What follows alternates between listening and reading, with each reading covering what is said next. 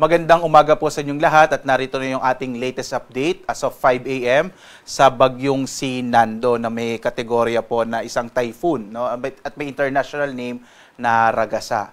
So sa ating latest satellite images makikita po natin narito yung bagyong Nando at huling namata na sa 610 kilometers silangan ng Tuguegarao City sa lalawigan ng Cagayan. Taglay niya, lumakas pa po ito at nasa 175 kilometers per hour malapit sa gitna at pagbugso na nasa 215 kilometers per hour. At ito'y kumikilos pahilagang kanluran sa bilis naman na 15 kilometers per hour. Inaasahan nga natin na patuloy pa nalalakas itong bagyong Nando at posibleng ngayong araw na ito ay maging isang super typhoon ito bago lumapit sa kalupaan, partikular na extreme northern Luzon.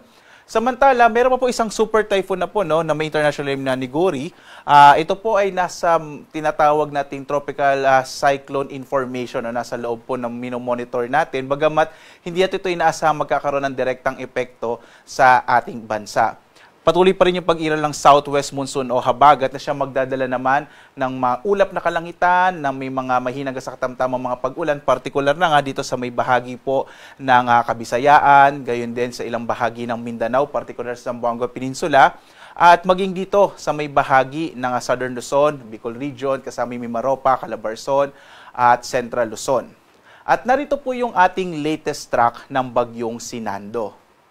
Base sa ating latest track, posibleng ngayong araw, ito po yun, makikita natin na posibleng maging isang ganap na super typhoon na yung bagyong Nando habang patuloy nakikilos palapit dito sa may bahagi ng extreme northern Luzon, yung area po ng Batanes at Babuyan Island. So sa mga kababayan po natin sa Batanes, Babuyan Islands, maging dito sa may area ng northern Luzon, yung Ilocos Norte, Cagayan at gayon din sa may Apayao, iba yung pag-iingat. Sana sa mga sandaling ito ay nakapaghanda na po kayo dahil unti-unti na po mararamdaman yung epekto, direktang epekto ng bagyong si Nando. Makikita rin natin, base sa ating latest na track, ay posibleng lumabas ng Philippine Area of Responsibility ang bagyong Nando, posible po araw ng Martes, umaga po ng Martes.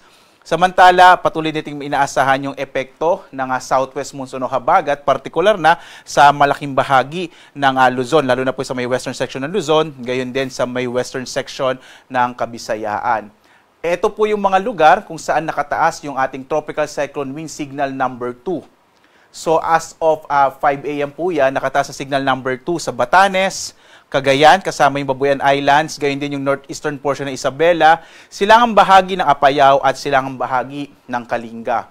Signal number 1 naman ngayon sa nalalabing bahagi ng Isabela, gayon din dito sa may Quirino, kasama yung nalalabing bahagi ng Kalinga, Apayao, gayon din po yung Abra, Mountain Province, at gayon din yung Ifugao, Benguet, dito naman po sa Ilocos Norte, Ilocos Sur, gayon din yung La Union, kasama yung Pangasinan, hilagang bahagi ng Zambales, hilaga at central portion ng Nueva Ecija, kasama din po yung northern and central portion itong Tarlac, at gayon din itong northern and central, gayon din po yung buong probinsya ng Aurora, and northern and central portion ng Catanduanes. Muli po sa mga lugar kung saan nakataas yung signal number 2 at signal number 1, inaasahan natin unti-unting mararanasan yung mga malalakas na pagbugso ng hangin dulot ng bagyong si Nando. Muli po, no, patuloy kong bibigyan ng diin itong bahagi ng Cagayan, Apayao at Ilocos Norte. Ito po yung direktang maapektuhan po talaga ng bagyong si Nando habang papalapit po sa bahaging ito simula ngayong araw na to. So sa mga kababayan po natin, nakikiusap po ako, sumunod po kayo sa mga tagubilin, lalong-lalo na ng mga local government units. At sana po sa mga sandaling ito ay nakapaghanda na rin po kayo sa nakikita nating malaking epekto nitong bagyong si Nando. Samantala naman, so ito po ay lakas ng hangin. Pagdating naman sa lakas ng ulan, hindi lamang po yung bagyong Nando yung magdadala ng malalakas na pag-ulan, gayon din po itong hanging habagat. Kaya po ngayong araw, inaasahan na natin yung mga malalakas na mga pag-ulan, maaring maranasan. Magsisimula po ngayong araw dito sa may bahagi ng Cagayan at gayon din sa lalawigan ng Apayao. Dulot naman ng southwest monsoon o habagat, ang bahagi ng Zambales, Bataan, gayon din po itong area ng Cavite, Batangas, Occidental Mindoro, Palawan at Antique, makararanas po ng mga hanggang malalakas na mga pag-ulan sa araw na ito. Kaya posible din yung mga flash floods and landslide dito sa mga nabanggit na lugar, lalong-lalo na po yung mga mabababang lugar. Bukas, araw ng Lunes, mas maraming lugar po ang makararanas ng malalakas na mga pag-ulan, lalo na pinakalalapit na po yung bagyong Nando, araw ng Lunes. Bukas po iyon, no? So bukas, inaasahan natin yung malalakas na mga pag-ulan sa may bahagi ng Ilocos Norte, kasama itong area ng Apayao, Abrac, ayun din sa Cagayan.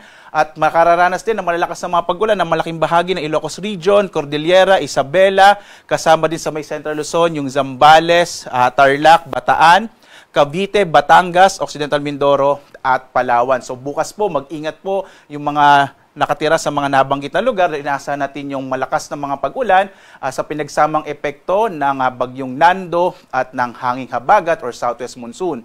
Pagdating po ng araw ng Martes, mababawasan na yung mga pag-ulan dito sa may area ng Northern Luzon. Pero madadagdag po sa mga lugar kung saan magkakaroon ng malalakas sa mga pag-ulan, araw ng Martes, yung bahagi ng Pampanga, Bulacan, Rizal at Metro Manila. So dahil po ito sa hanging habagat or southwest monsoon. So mag-ingat din po yung mga kababayan natin dito sa mga lugar ng western section ng Central Luzon.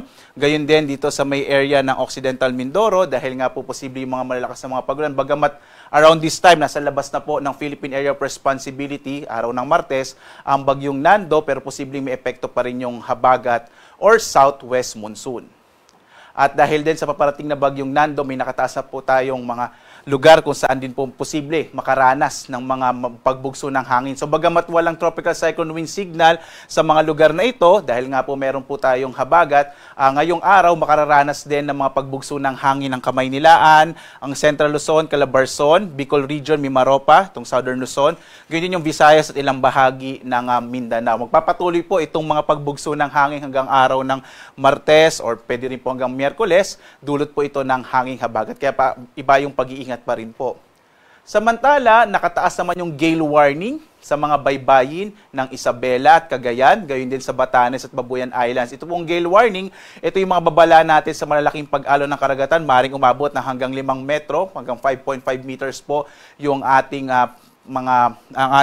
wave height po. Ito ay dulot din ng papalapit na bagyong si Nando. So yung mga maliliit na sakyang pandagat, maliliit na mga bangka, iwasan pong pumalaot dito sa mga nabanggit po nating mga lugar ng Isabela, Cagayan, Batanes at Babuyan Islands. Meron din po tayong nakataas na babala po, no? Ito yung storm surge warning, ito po yung daluyong. Pag sinabi nating daluyong, ito yung malalaking hampas ng alon, partikular na sa mga baybayin ng ating bansa, dahil po sa papalapit na bagyong si Nando. Makikita nyo po dito sa ating storm surge warning, itong area ng Batanes at Babuyan Islands, posibleng umabot na hanggang mahigit 3 metro yung palapit po ng mga alon, partikular na sa mga baybayin nitong area ng Batanes at Babuyan Islands, habang yung baybayin po dito sa may area ng Ilocos Sur, Ilocos Norte at Cagayan, kasama yung Isabela, 1 to 3 meters po yung inaasahan natin na taas ng mga alon sa mga baybay dagat po ng mga nabanggit na lugar. Kaya po sa mga kababayan natin na nakatira malapit sa mga beach at gayon din po dito sa mga malapit po sa karagatan ng mga nabanggit na lugar, ay sana po lumayo na po tayo dito dahil inaasahan nga natin habang papalapit yung bagyo ay posible na makaranas tayo ng malalaking hampas ng alon, partikular na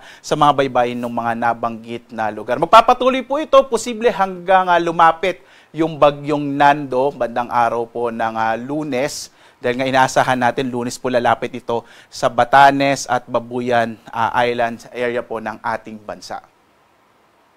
Patuloy pa rin po inaanyayahan kayo ng DOC Pag-asa na tumutok po sa mga update nitong bagyong Nando. Meron po tayong X, Facebook, YouTube at sa ating dalawang websites pagasa.doc.gov.ph at panahon.gov.ph. Muli po, inuulit po natin, ngayong araw po sana nakapaghanda na po or naghahanda na yung mga kababayan natin sa extreme Northern Luzon at sa Northern Luzon kung saan lalapit itong bagyong Nando simula po ngayong gabi hanggang bukas. Very crucial po yung Monday up to Tuesday po. So sana sa mga sandali ito nakapaghanda na po kayo dahil inaasahan natin magiging napakalakas po nitong bagyong ito, aabot ng super typhoon ngayong araw. At live po na nagbibigay update mula dito sa Pag-asa Weather Forecasting Center. Ako si Obet Badrina. Maghanda po tayo lagi dahil meron po tayong bagyong binabantayan ngayon. Maraming salamat po.